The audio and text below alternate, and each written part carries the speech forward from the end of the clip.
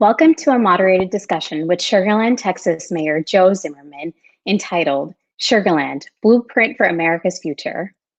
This program is proudly being presented to you by the Ismaili Jamatkhana and Center. The Ismaili Jamatkhanas in the United States are more than places of worship and spiritual search. They are places of friendship, dialogue, and inclusivity, reaching out to neighbors to facilitate an exchange of ideas. This is achieved through hosting cultural programs such as educational seminars and lectures, art exhibitions, music and dance, and as a forum for civic leaders and others. These spaces hope to encourage community engagement and collaboration on issues of concern, as well as broadening intellectual horizons and fostering an appreciation of pluralism.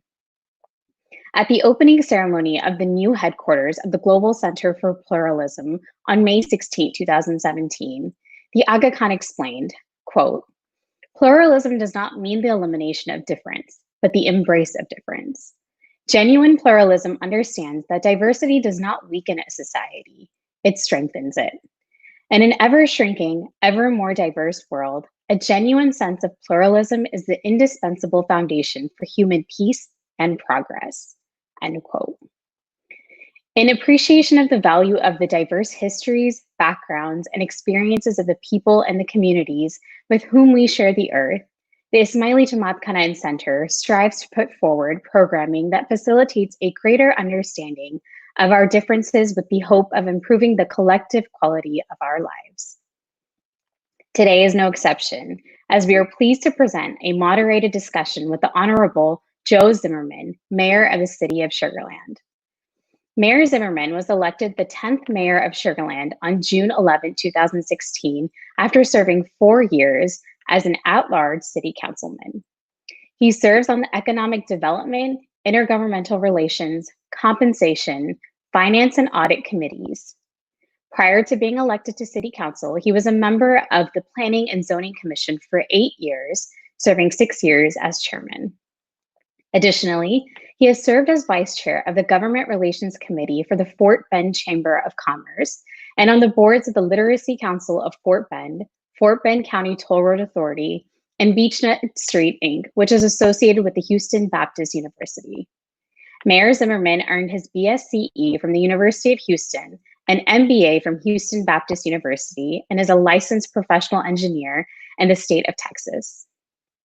He and his wife of over 44 years, Nancy, have lived in Sugarland since 1990 and are active members of the Second Baptist Church Woodway. Their daughter Allison, her husband Chris Wallace, granddaughter Emmy, and grandson Campbell live in Houston. Today's discussion with Mayor Zimmerman will be moderated by Dr. Shalina Lalji, who is a board-certified OBGYN and has been practicing in Sugarland and Greater Houston area for over 23 years. Dr. Lalji focuses on women's health, functional medicine, and integrative healthcare. Dr. Lalji is also an author, community volunteer, and a devoted wife and a mother of 2 beautiful children. Without further ado, please enjoy the program. Welcome, Mayor Zimmerman. It's a true honor and pleasure to have this exciting virtual conversation with you today, which has been organized by the Ismaili Muslim community. On a personal note, my husband and I have been residents of this amazing city of Sugarland for over 23 years. Our children were born here, our practices and businesses are here. This city and its leadership has made Sugarland a true pleasure to call home for us. And to that end, I'd like to personally thank you for all the hard work that you and your team do for this incredible city and its residents. We truly appreciate you taking the time today, as I know you're a very busy man, to have this discussion with us and for agreeing to offer your perspective on the current environment and this outlook for the future, which is a tough time right now. We're joined today by professionals, entrepreneurs, students, and friends from all across the United States. So this truly is a national event, one that is being streamed live to viewers all across the US via the Ismaili digital channels. And we're all very excited to listen to your words of wisdom today. So welcome. Thank you, Dr. Shell, and thanks to the Ismaili community and all my friends in the Ismaili community. Absolutely.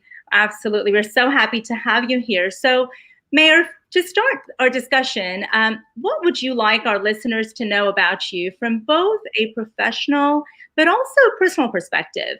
Our viewers really would love to get to know you, the real you. So would you please share your life experiences that brought you here today?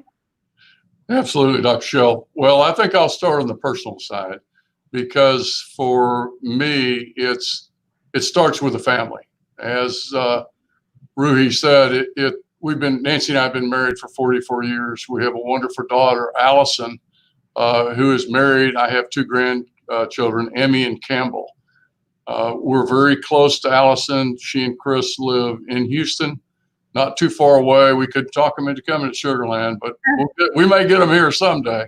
Absolutely. And then we're very close, Nancy and I both, to Emmy and Campbell. Campbell just turned 4, Emmy 6, soon to be 7. So they're a true delight for us. And I've seen you with them, and you are truly a devoted grandfather. You're usually caught chasing after them and trying to keep up with them. So we definitely admire that quality about you. What about your professional background? What brought you here? Professional background, I was born in actually Ohio, in a place called Canfield, Ohio. My parents moved here when I was 7. My dad was a plumber. He had his own business.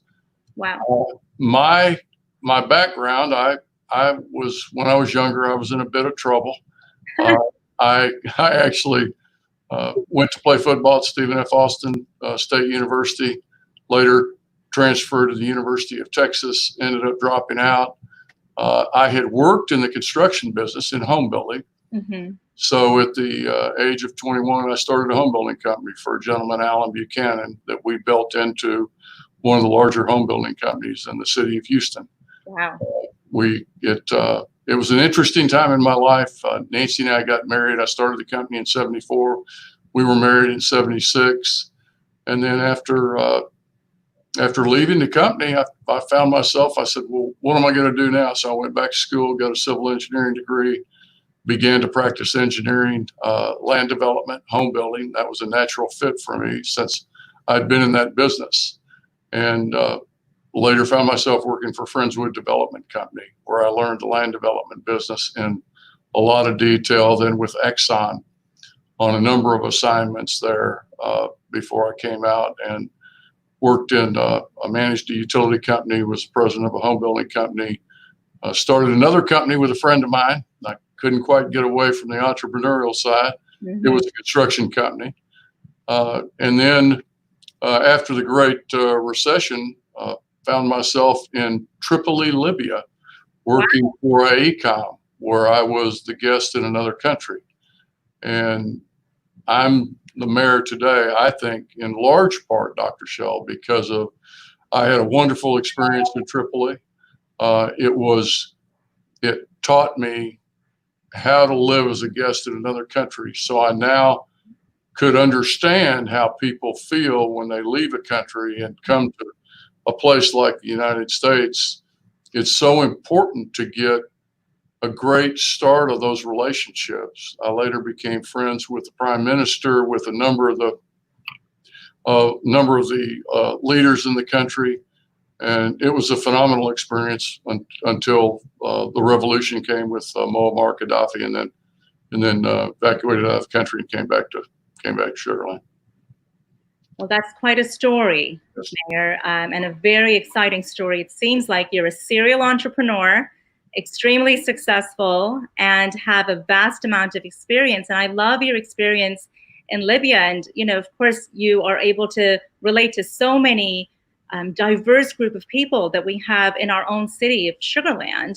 So it just makes you so much better at what you do. And you are such a great mayor. I can say that from personal experience. Well, and it helps so much when we have a culture as diverse. We're the most diverse city and the most diverse county in the United States of America. And Dr. Stephen Kleinberg at Rice University has said that he believes that the United States will look much like we are now 15 to 20 years from now. And I know he and I have had a number of conversations about how, what works, what doesn't work. there's not very much that doesn't work in our community. You guys are a vital part of the Ismaili community here. And you never think about the relationships. I think are the center of everything, both as us as individuals, us as government, us as, different cultures, different communities. And because of the people, because of our citizens, the cultures, the people that engage, that's made Sugarland really what it is today. You're absolutely right. I couldn't agree with you more. We can obviously see very clearly that you're a very busy professional and spent countless hours serving as our mayor.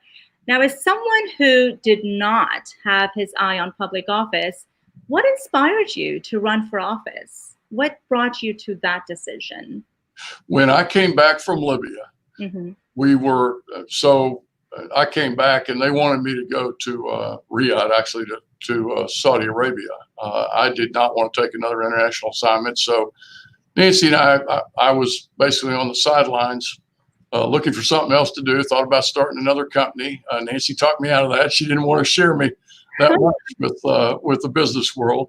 And Jackie Bailey, who was a good friend of mine, was on city council, and she had told me she was going to run for state rep. And when she did that, that opened up an opportunity for me to consider running for her seat at large to Sugarland City Council. I talked to Mayor Thompson, who was a good friend of mine. I talked to Alan Bogart, our city manager at the time, several of the other council members, Michael Schiff, several others. And we decided, and it really is we, because you have, Dr. Shell, with a practice with your business. Yes. Your husband, my wife, has to be involved with you. I mean, if she didn't agree, and she said, well, if that's what you think you want to do, let's go for it. She is a little bit, at least then when we came into public office, she was a lot shyer. She's embraced it now. She's a true wonderful first lady. She's out every bit as much as I am. I know she has a number of friends, Wahida, yourself, others on Facebook. I'm not really much of a Facebook kind of guy, but I have some people that keep me up to speed, including Nancy. So, we decided to run, and we were fortunate. We didn't have anybody run against us. It was something we both enjoyed doing. I thought it was something that we both made a valuable contribution to the community. At the end, it's much like your philosophy on the Ismaili side of being involved. If you enjoy tremendous success, and we have, Nancy and I have enjoyed that. We've been blessed with that. But you have to get back to the community, and you get to choose how you do that. But I think that's very, very important, is for you to be involved in whatever you love. But that got us in. We did find that we loved it. We're still in. I'm on my now coming up on in November. No one's run against me, so I'll accept my third term as mayor. I've got to get one vote. I think I get one. Nancy told me she might vote for me. So I think I can get that one vote and I can get elected again. That'll be my third term. And as you know, we can serve a maximum of 4 terms. So, but I do 1 term at a time. It's as long as Nancy's mom's 98. Wow. She is very much the matriarch of the family. With the COVID-19, we've got her on lockdown. She's not happy with us, but it's something that we have to do so that we have her for as long as we can continue to have her. So grandkids love her. We can't hug and love on her right now, but COVID will be gone before long. We'll learn to live with it. Yes. Well, what a remarkable story. And thank you so much for sharing it. I think most of us didn't know all those details. And so it just makes us get to know you personally. And you're absolutely right. Nancy is an amazing first lady. She's always out. She's always supportive. In fact, she's actually been in Austin at our place, our Jamatkhana in Austin on her own. And she's just as involved, I would say, in the community. And it just makes, you guys make an amazing team. So, and thank you for the third term. We're excited to have you. You'll have at least 2 votes, mine included. Yeah, there we go. Thank you, Dr. Absolutely. So now let's switch gears a little bit. Switching gears here to the current environment. health and business seem to be at the forefront of a lot of conversations, both in City Hall, but also around our kitchen tables as families. Yes. So now that the Texas economy, has slowly started opening up in places, including here in Texas, what safety measures do you think small businesses and residents should be taking to protect their own health, that of their families, but as well as their customers? Well, Dr. Shell, I think there's three things here, and I think you're uniquely qualified to weigh in on this. First and foremost, we have to accept personal responsibility for keeping not only ourselves and our loved ones, but the other community members safe. And how would we do that?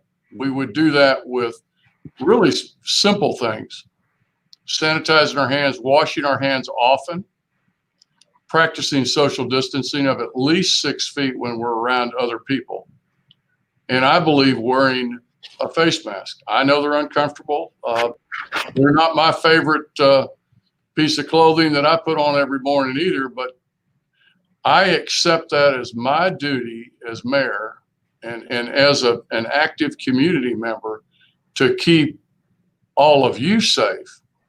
And that's my commitment. And I think if we do those three things and do them to the best of our ability, we give ourselves the best chance of not only continuing to reopen the economy, but also making sure that, like my 98-year-old mother-in-law, I think it's probably true that it would be a real struggle if she were to get COVID-19. And we would hate to lose her because of something like that. So I think if we practice those three things when we're out, certainly we don't have to wear a mask when we're around in our homes with family members, but that will provide the safety that we need to continue to reopen the Texas economy and continue to thrive as a community.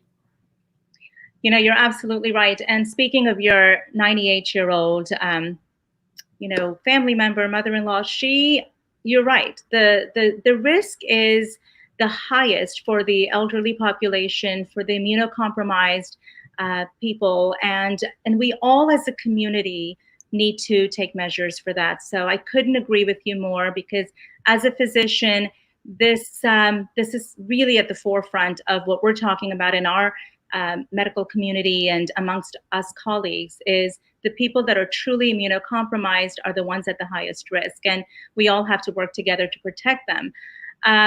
What would you say to our viewers who are concerned about this recent spike in COVID-19 cases and the second wave that we're seeing now? Well, Dr. Show, I think, we can actually trace that. So I think what happened was, I know the Sugarland community, and I travel a fair amount as in my mayor responsibilities. I think overall, we were doing a really good job of practicing those three things I talked about earlier. Then we came around Memorial Day. That's a time of, friends, family, people travel, restaurants began to open. I think it's true that everybody was anxious to get out. Everybody had a little bit of cabin fever, probably left our guard down a little bit. We can trace the spikes that we've seen recently from Memorial Day. I know my friend, Mayor Turner, Houston Mayor Turner, I know he can trace some of the recent activity he's had to some of the protest marches that he had in Houston. So we have to continue to remain focused on what we can do to protect ourselves, our community, our loved ones, our community members, and then just keep reminding ourselves until such time as we can get a vaccine, or I guess the virus could morph into something that's a little less severe than what it is right now. Mm-hmm. Right, absolutely. I think time will tell. Isn't that the truth? And we will, in the meantime, keep doing what we can do. We mentioned earlier what a great grandfather you are. And so I'll just say, being a father, grandfather, parenting is a very tough job. And we all agree on that, right? Especially now that all of our kids are home and they don't know what to do with themselves. But due to this pandemic, it has made our jobs even more challenging by adding yet an additional layer of concern for safety for all of our children. So as parents, we're all wondering about what to expect in regards to the fall semester, whether it be schools or universities. Myself, I've got Zaid, who's going to be a high school senior, and Zoe, who's starting at UT Austin. So these are things we're all talking about as parents. What is the city's role in partnering with the school district to ensure the safety of our students and the reopening of the schools? Well, and Dr. Shell, you make a good point. Our community exists. First and foremost, we wouldn't have you and your family, none of the families I don't think would be here unless we had, first and foremost, a safe city. It has to start there. People have to feel safe. Second is schools. They have to be able to get a great education. And we work hand in hand with Dr. Dupree and Dr. Randall. Dr. Randall at Lamar Consolidated, Dr. Dupree at Fort Bend ISD, even the private institutions. We work to make sure that they have access to the resources that we provide, and that they have access to volunteers. Nancy and I are involved in every year in the Fort Bend Education Foundation. That's with Fort Bend ISD, but we're also involved in Lamar Consolidated on their senior, when they do their senior reception out in Greatwood. We're involved with that. So, it's up to each of us individually to take volunteer roles, leadership roles to support not only our teachers, but Dr. Dupree, Dr. Randall, the teachers that they have in both ISDs and also in the private sector. Absolutely. And I can, definitely echo what you're saying. Dr. Dupree and Dr. Randall do such an amazing job to make sure that they're looking at all the different aspects of education and safety for our children. So we definitely have great leadership in that area as well. Let's talk about business a little bit. When do you believe that we will reach the worst of the current economic situation and truly start moving towards recovery? Mainly in terms of gaining back the jobs that have been lost. And what does this mean for the impact on the small businesses and the local economy in Sugarland specifically? Well, Dr. Shell, we know now that there are some small businesses that won't be back. Mm-hmm. We've lost some businesses. They were not able, it's so hard when you have a small business, and I had one when I first started. Actually, my second startup was small. And it takes a lot of effort, takes a lot of focus on the part of the owners. And this was something that was not within their control. This was where government determined that for the health of society, all of us, that it was a necessary step for them to take. Many of them won't recover. It's our role now as leaders in the community that we need to now provide any assistance that we can. I know at the federal level, the CARES funding came through the county, Fort Bend County. It was $134 million. A large part of those dollars were provided to businesses. They call them loans, but they will, if you follow the criteria, they'll be forgiven. So it's important to get those dollars to those businesses so that they have the best chance of getting back up and running. And then our responsibility is to make sure that we don't go backward, that we don't have additional spikes like we're having now, which is why I did the mask order, to make sure that as we came into the 4th of July, that we didn't continue to have that spike, which might lead the governor to shutting down businesses a second time. And I believe that would be catastrophic. I think we'd lose many more businesses than we have right now. And some of that we would not be able to recover from. I think you're absolutely right. And I think as the leader of our city, you've done an amazing job and you've led this vision. And it's an impressive one. And I've looked at it. It's the Vision 2032. Can you tell us a little bit about that vision, how the leadership comes together to create that vision? Yes. Let's talk a little bit about some of the elements. So the vision, we do Sugarland City Council operates a little bit different than many. We do a fall retreat every year, and we do it off-site because we don't want people to be distracted. We're all part-time elected officials. We're full-time, pretty much full-time professionals. Some are retired, but we're more or less, we're all business people. We're not what I call politicians. We're elected officials. We do that off-site retreat so that we can step back and look at where do we want to be 10, 15, 20 years out. And when we decide where we think that is, then what resources do we need, both people, labor, equipment, materials? Where do we need to position ourselves as we go forward? We spend an enormous amount of time with staff getting together goals and objectives that we do everything with metrics. So we measure everything to make sure that we're making progress. We leave nothing to chance, no different than you run a business. And that vision and that effort in the fall then becomes what we use to develop the budget for the next year. And then we have a spring retreat, and that's really what I call a metrics retreat. That's to take a mid-year look at, we said we had a budget and we wanted to accomplish these things. What have we accomplished? Are we behind? Are we ahead? And what other things do we need to add into our budget that we want, that given changes like COVID-19, no one could have predicted that. How are we going to deal with that? What is it going to look like coming out of it? And then how do we help the community not only deal with it, but how do we help the community recover? Well, I know that's a lot of work that you and your team put into it. And it definitely is tough right now because a lot of that planning was done pre-COVID. So you probably as a team, as a leadership team, need to pivot some of that and see how to re-strategize and reallocate those funds. And so when we're looking at the budget, we all know that with the state mandated shutdown that had occurred, small businesses have been hit the hardest, right? So with that being said, while sales tax is one of the most important revenues for the city, it is also one that is highly volatile and it's subject to the health of the local economy. What budget shortfalls is the city expecting this year, and how will those shortfalls be addressed? You know, Dr. Shell, you bring up a really good point. Sales and use tax is volatile.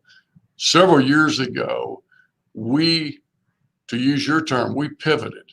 So we based a large part of our general fund and our CIP actually on sales and use tax, but it was unpredictable. And we recognized, actually Alan Bogart, our former city manager, recognized that we needed a predictable source in order to move forwad, in order to execute our vision. And so we pivoted and moved toward a ad valorem tax, property tax, capital improvement program. Mm-hmm. And we also moved to budgeting our sales and use tax very conservatively. So we don't, every year we budget the same sales and use tax that we received from the previous year. We don't base a budget on any growth in sales and use tax. That's allowed us to have a bit of a cushion. For example, this year when we came in, our fiscal year starts October 1. And coming into the second quarter, actually in February, we were a little bit ahead on sales and use tax. March changed that with COVID-19. April really changed it because we were down $1.1 million out of a budget of about 54 million. We project the shortfall to be somewhere between 3 and 6 million. Those are real dollars, just in 2020. And then in 2021, again, because we look out beyond just the current year, much like we all do in business, we believe that next year will be a tougher year than this year. And we're making those preparations now. Actually, the city manager will present his budget on July, at the end of July. We'll do a series of budget workshops through the entire month of August. Look at each department line item by line item. And then in September, we'll adopt a budget and a tax rate to fund that budget. And that will then become That will set us up. We'll also have the discussion around a 5-year CIP, which we only fund 1 year at a time. But we're progressive. And then again, when you're looking at 10, 15, 20 years, you have to make preparations in not only in your budget, but in your capital improvement plan for that. Absolutely. Absolutely. And I think you guys have done a great job of it. Talking about planning for the future, in November 2019, Sugarland voters approved a $90.76 million bond at the cost of a 3-cent tax increase to the Sugarland residents. Right. How does the current crisis that we're all facing and the expected shortfall that you've spoken about in the revenue impact the city's decision to move forward with spending that bond money? That's a great question, Dr. Shell. Let's look at right now. We have, because we do our budget conservatively, we have a little bit of, we call it capacity in our CIP. We know with the downturn in the oil and gas markets and with what has happened in COVID-19, this is not the right time to have a tax increase for our community, our citizens. We believe, council believes, we're unanimous on this, that wouldn't be right. And you want to make the right, you'll hear me talk a little bit later about the right decision for the right reason. This is absolutely that time. So we've created a little capacity. We said we'd do it in 3 years. We're not going to do that in 3 years. It'll probably be more like 5. We're going to do drainage projects that are critical. People that live in homes like out in Greatwood, we have some structural flooding. We had some in First Colony during Hurricane Harvey. People have a right to expect that their house should not flood. And we're going to undertake those. There's about 47 million in drainage in that bond referendum. We'll undertake those projects to protect those people that have those houses that flooded and to make sure that we address that critical need. And then public safety is, because safety is first and foremost. You know, if you don't have a safe community, then your community is at risk. We will also look at phasing some of the public works projects, police and fire training facility, which we think is critical for the community. And then others we will delay over time. We'll bring them back, but we'll bring them back when the community is on a little bit more sound footing in terms of, you know, jobs and job growth, and when our businesses and our residents can better afford, you know, that 3-cent tax increase that was approved. Right. Well, you've got some great plans. So definitely kudos to you for putting that out there and explaining it to our audience so clearly, Mayor Zimmerman. So Mayor, considering all of these challenges that we're now dealing with, we've always said Sugarland is so resilient, right? We've gone through a lot and we've come through. What has allowed Sugarland as a city and as a community to emerge so well from all of our past crises, and what makes our city resilient as we look ahead into the future, especially considering what we're going through now? It's absolutely the people and the cultures. And I'll use a very specific example that Mr. Ajani and I have talked about many times. During Hurricane Harvey, we had 237 houses that flooded. In Houston, it was thousands. In Harris County, it was tens of thousands. A great example of reaching out was your community, the Ismaili community. Not only it wasn't just writing checks. It was stepping up and actually people opening up their homes to let people whose houses had flooded, welcoming them to live with them, and mucking out houses, going in, tearing out the sheetrock, you know, cleaning up the water on the floors, you know, drying the houses out, getting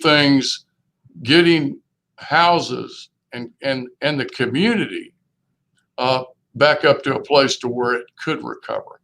And that, to me, that's what makes us unique as a community, because even though many of our residents weren't the ones that were affected, we've got 120,000 people that equates to about 35,000 households. We had 237, and you can say, well, that's not very many. Well, that's not very many unless you were one of the 237 that flooded, and you had to deal with the mess that ensued, and the fear of going back to your house that it might rain again and it might flood again. So it's our community and the way that they engage with our residents and the way they engage in a crisis, a Hurricane Harvey, the flood that we had last year, COVID-19. I think our community has had a tremendous response to helping, our neighbors, our businesses with COVID-19 to help the small businesses to recover. That's what makes the difference in our community. And Mayor Zimmerman, as we both know, the city of Sugarland and, like you mentioned, the Ismaili Muslim community, we all embrace this underlying ethic of service, exploration, interconnectedness, and that of diversity and pluralism, which then become our guiding light, right, for our daily lives. It just guides us and it takes us to do the right thing. How do you see these traits that we all share as a community will help us navigate through the COVID-19 crisis and emerge even more stronger and even more united? Well, I believe that our community is, because of the fact that we're inclusive. I mean, we and because of our diversity, and I don't want to overuse that term, I believe our citizens believe that it's their job to reach out to one another and to make our community even better than it is. And that fundamentally, when you look at just that statement, we don't want it to just be average. We want it to be exceptional. And it plays into our philosophy at the city of Sugarland. We call it the Sugarland way. And that's a standard of delivering services that exceed our residents' expectation. It's embedded in everything we do. Our community is very much like that.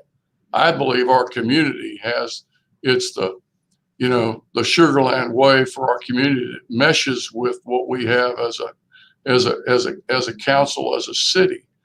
And when you pull the city resources together with our community resources, and the fact that we have so many great volunteers, but it's just not about writing a check. It's about engaging and working and pulling together resources that we can use to make it better. That's what's going to enable us to come out of this even stronger than we were when we went in. Absolutely. And I couldn't agree with you more. As a resident of Sugarland for such a long time, I'm actually very proud to quote the Sugarland way when people ask me certain questions. So thank you for expanding on that. I think we all agree that the diversity, the community service, all of that plays a huge role, but so does faith. And faith it brings communities together. And when we're together, we can do anything. In one of my favorite quotes by His Highness the Aga Khan's Oakton lecture at Brown University, he stated, Islamic belief sees the spiritual and material worlds as inextricably connected. Faith should deepen our concern for improving the quality of human life in all of its dimensions. Yes. What guides your decision making? I've heard you speak about a similar topic before, especially in these challenging times when we have a triple whammy, right, of health, economic, as well as social crises that our world is facing today. What is your guiding light? And Dr. Shelley, it's my faith. I've got Nancy and I both. It wasn't always that way, but it is now. I think many people sometimes wander for a while. We did. We have an abiding faith in God and Jesus Christ. That gives us our values. Then come from that. The willingness to never give up. I've said when I was playing a little bit of college football, I was never the best player, but I worked harder and I never gave up. And that guided me in business too. And I believe that it's those fundamental values that we have, no matter what faith that we have, that our community relies on that. It provides not only the strength, but it provides the impetus for the relationships that we all have with one another, the respect that we have for each other's beliefs, the fact that we get to choose what we believe in. But at the end of the day, we channel that faith back through the community to achieve a stronger, more diverse community. And that, I think, is, when I look around the United States and actually around the world right now, and I see some of the struggles that some of the communities have, I really believe it's from a fundamental. It's a lack of faith and values, and they're unable to pull together in a crisis, which is the thing that we're able to do so well. We pull together in a crisis. We set aside trivial differences that we have, if we have any at all, and we focus on the task at hand. And if you can do that, you're gonna you by definition, I think you're gonna be a great community, and I think that's why we are. Absolutely. Would you mind sharing with us a personal experience where, when all else fails, faith took you through? We'd love to hear something personal that you might have gone through as a mayor, or in your professional career, or even your personal life. Well, I'm gonna use my when I went to Libya. So it was a time of the Great Recession. I left a position. Actually, I was laid off. I was a division president. I ran a $400 million company, and you don't need a division president when the business drops from 389 million down to about 75 million. Mm-hmm. So a good friend of mine who was the chief operating officer of AECOM, he called me and said, what are you doing? I said, well, right now I'm trying to figure out where I'm going. And he said, well, I got a job for you. He said, I want you to go to Libya, to Tripoli, Libya. Well, I'm not sure at that time, if I'm really honest, I even knew where Tripoli was. So I had to get a map out, get on the internet, figure out where it was, understand a little bit about the community and the culture. I had never lived in a Muslim country. I knew, if I'm honest with myself, I knew a little bit about Islam, but not much. So sure enough, he talked me into it. He said, I need you to help us over there. I got on a plane. I went there. Of course, Nancy and my daughter, because my daughter was going to get married, Nancy stayed behind. I got there. A friend picked me up. Now I'm in a country where I don't speak the language. I'm in a country where I didn't understand the religion. But the one thing that I had was a confidence in myself that I liked people. I liked to engage with people. I quickly went about building relationships with the prime minister of Libya, with the people that in the guest house that I lived in. And I grew to develop relationships that I still have to this day, Dr. Shell. I evacuated out of the country in 2011. So it's been 9 years, and I still get texts. I still have LinkedIn. Every once in a while, we'll all get together on LinkedIn and text one another. I was welcomed into another country from an entirely different culture as really one of them. And I was treated so well. It was the experience, I think, that guided me to where I'm able to do what I am now, because I understand what it is to be a guest in another country. I think I have insight. I can't say that I can understand everything that people have when they come to another country, but I understand. I had a good friend, Ali Anisser, and Ali walked me through Islam and the 5 pillars and helped me understand how close-knit that community is. Sure. And that experience then formed the foundation, I think, for becoming the mayor of this community, which is so diverse with so many different religions and cultures. And it literally, as Nancy and I have talked many times, it was one of those, other than getting married to Nancy and my daughter being born and my grandkids, it's probably the thing that shaped my life more than any one thing. Yeah, absolutely. Well, thank you for sharing that personal experience with us. That was super. Now, on a lighter note, I'd love for you, Mayor Zimmerman, to take our viewers on a virtual tour of a day in the life of a mayor. Just pick one of your favorite and most memorable days. Okay, let me do a typical a city council day. So my day starts around 4. I get up and quickly go through Wall Street Journal, New York Times, Fox News, everything that I can read before I get up.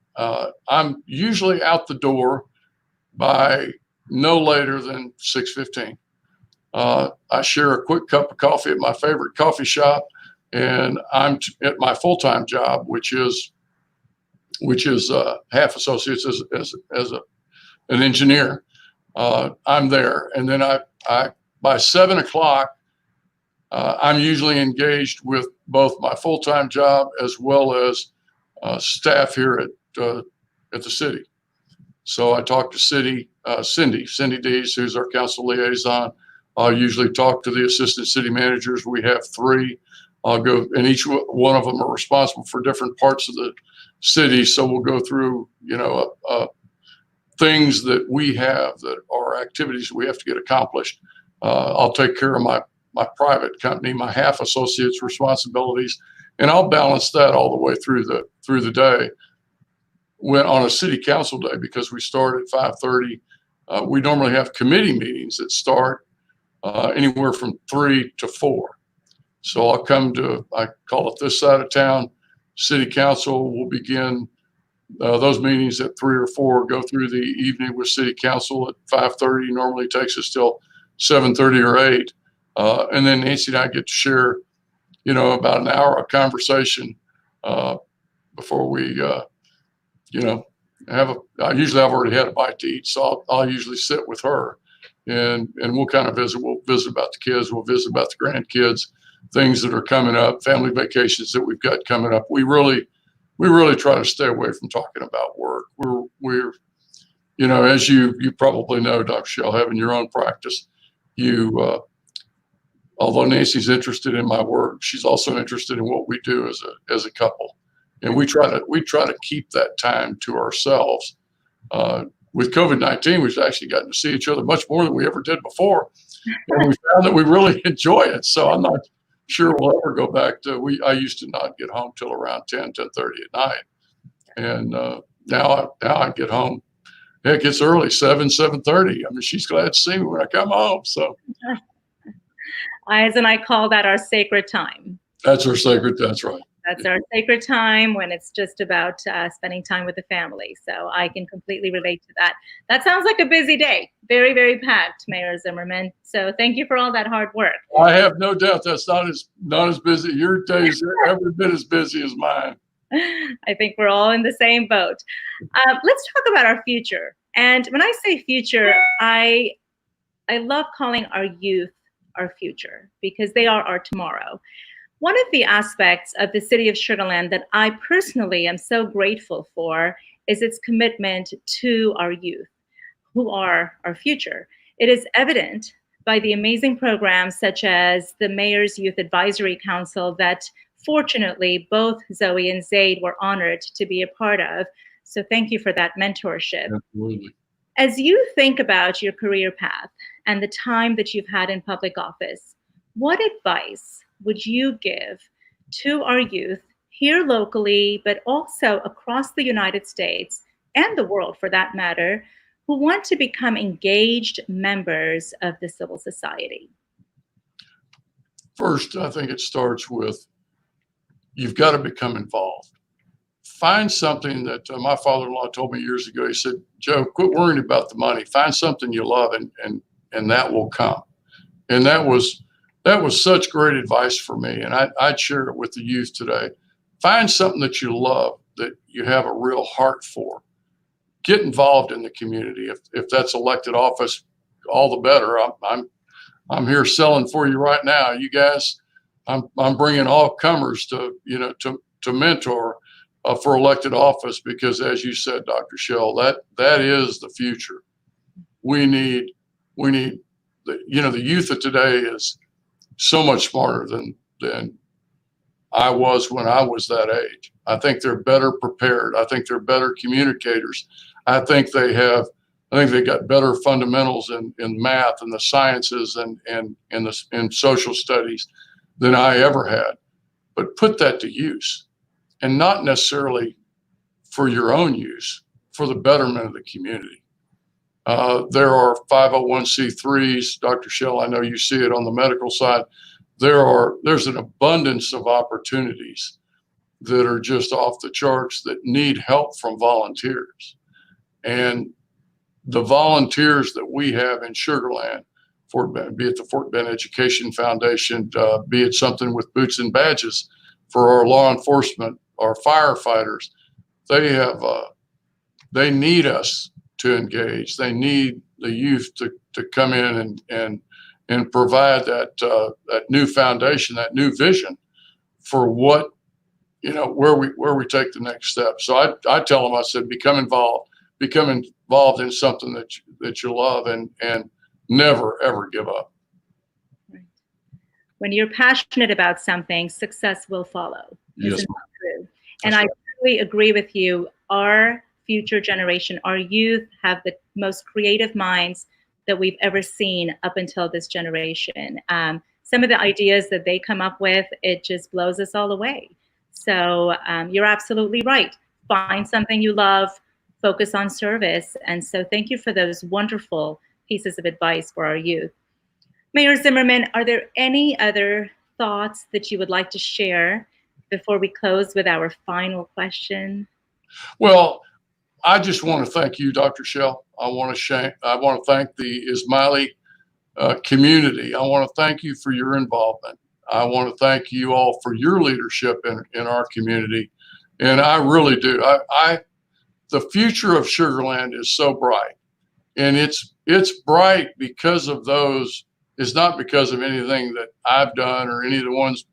It's because of the future and the people that I see that are now coming up. MIAC, you mentioned the Mayor's Youth Advisory Council. Every year I look forward to that. We pick students that are in all the different high schools from different places. These kids are off the chart smart, and the way they approach and they engage and they communicate with one another, they can do more stuff on their phone than I could do on a hard drive computer. So my hat's off to them. But it's, I'm excited about the future of Sugarland. I'm excited about conquering the challenge of COVID-19, of recovering from what we have now. I know that we're going to get through this, and I know we're going to get through that because of people like you, the Ismaili community, all of us together. We're going to make this thing even better than it was. And we're excited to have you as our leader in Sugarland to make that happen. So, Mayor Zimmerman, His Highness the Aga Khan once said, and I quote, "Instability is infectious, but so is hope.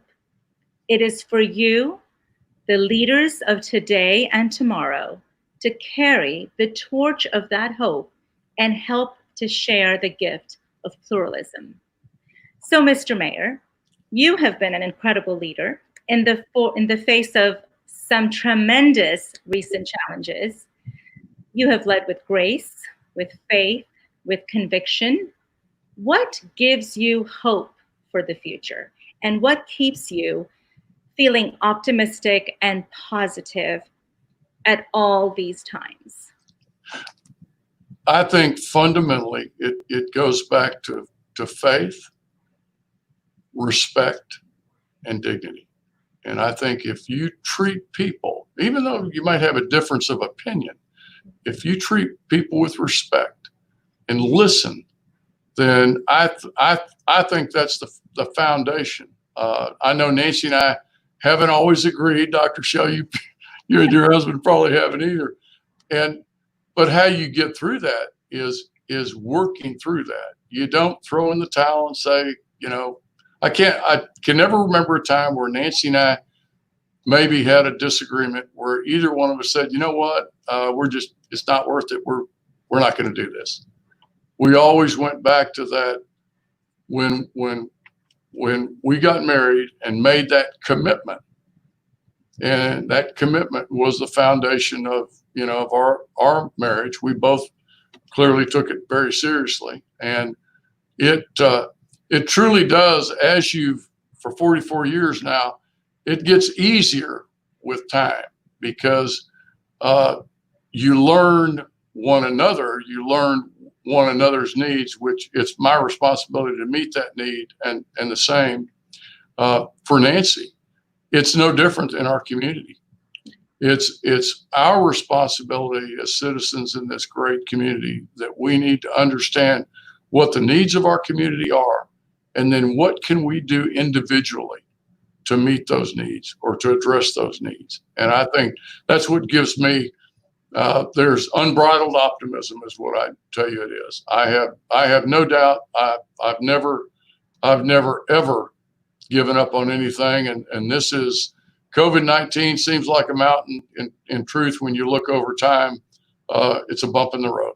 It's merely a bump in the road. We'll get through this. We'll have better times to come, and we'll look back and say, God, that wasn't so bad. Very well put, Mayor Zimmerman. You do give us all great reason to be optimistic, and we're all excited, and we're in this together, right? Yeah, absolutely. So I'd like to express our sincere gratitude on behalf of the Ismaili Muslim community for your time today. I know you're such a busy individual. We truly, truly appreciate your insight, your wisdom on such important matters that are facing our world today. It has given our viewers a lot to think about. And I think it's been a real treat to get to know you personally, to get to hear so much about Nancy and your daughter, your grandbabies. It's just been such a pleasure to get to know you even more personally than we have in the past. So thank you for joining us today. And once again, we're very, very grateful for your time. Thank you, Dr. Shell. It's always a pleasure. As Dr. Lalji said, thank you, Mayor Zimmerman, for a truly insightful discussion today. Having the opportunity to discuss your role as mayor and a variety of issues that will impact the future for Sugarland, the region, and likely the nation has been extremely valuable. Thank you once again. Thank you, Ruth. On behalf of the Ismaili Jamatkhana and Center, we also want to thank each and every one of you that joined virtually from your homes across the country. We hope that you enjoyed the program as much as we did. To get more information about the Ismaili Jamatkhana and Center, please go to the.ismaili in your web browser. And for more information on upcoming programming, please go to facebook.com/theismailiusa. We look forward to sharing future programming with you. Thank you and good evening.